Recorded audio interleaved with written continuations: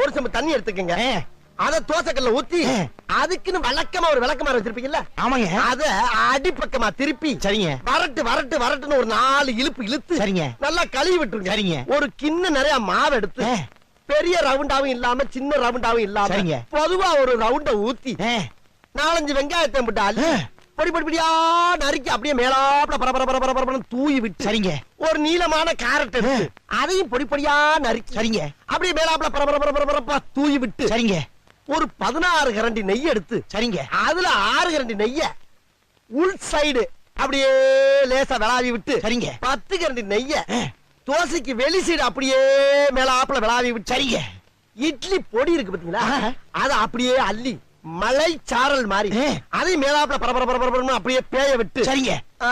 பொத்துனாப்ல அப்படி ஒரு பரட்டு இப்படி ஒரு பரட்டு அப்படியே ரெட்டு கலர்ல முருக விட்டு கமன்னு ஒரு ஊத்தப்பத்தை எடுத்து